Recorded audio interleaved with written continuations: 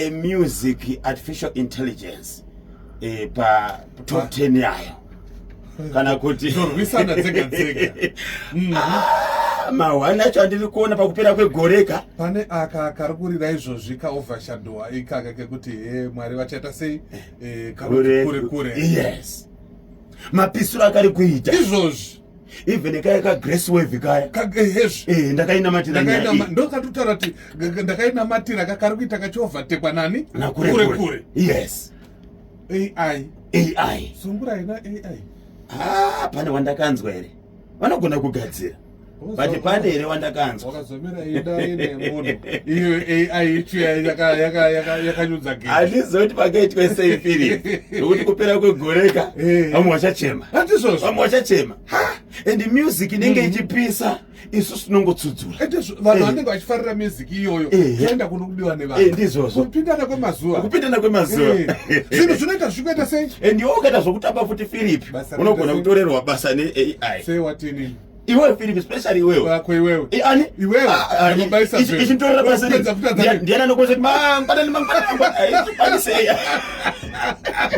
aizvikwanise ai apa ngaimboizviita takaiprograma ai ngaiite kanojomba kaya kuti zero hakuna munhu hakuna ai asionegone une point yo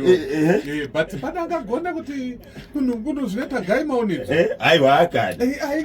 ingaite zvimwe noti kubvisa producer presenter unanyepa iwewe hapana pati tiripo rinogona kumapasipoti kupi kumahofisi kumaweta mawaitress murodhi katraffic so amapolisa ndarwadziwa naso unokuona pana Herbert Chitepo apa na Prince Edward traffic light repapa risi kushanda Edward wapaona kukuti marodhi acho wamazivi Herbert Chitepo na Prince Edward traffic light ipapa harisi kushanda pane mapurisa vanga vakamira apa maviri kuti vatibatsira kukontrola kuti motikari dzifambe bwino kana kuti thandiza iwo aramira pano pane mapurisa akamira patraffic light yes handinoziva kuti rodhi yayo inogona kufamba nevanoremekedzwa ndizvozvo saka vanenge vari padeployment yekuti vaite sei vanenge vakamirira rimwe basi tinozviziva kuti kana pane vanenge vachifamba vanokwanisa kutobetseredza kuti motikari dzifambechi nekukasika apo dzanga dzichingotsvodana dzichingokisana iyo aramira aigwa kuti atani mapurisa kana muri pamunenge muri wakapfeka uniform unenge uti takatovhunza mumwe musi mutauro wemapurisa kuti kana mapurisa apedza basa ari murodhi kuenda kumba aona incident iri kuitika mutaundi akwanisi iri kubatsira zvikanzi anobatsira anenge achiri pabasa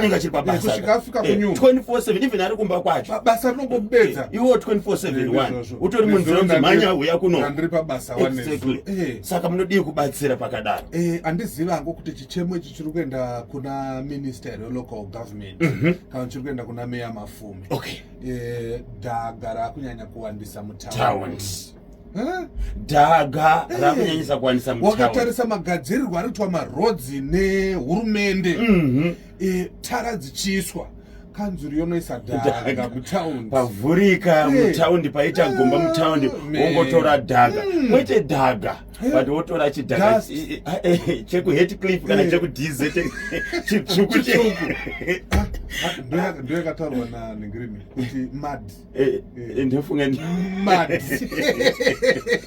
aiwa please aiwa tarisa kana mota dziri kufamba mutaundi mukore uno shuwa masimukiro ari kuita dasti dzichifuridza pasi izvozvi pakacherwa pana Robert ndiJulius Nyerere naRobert Mugabe ndobva pavharwa nedhaga and hazvina guarantee wakatarisa marodzi akawanda muno muHarare pane pamwe pavarisa tara zvakanaka zvakadaro asi dhaga rawandisa department riya rinotakura marara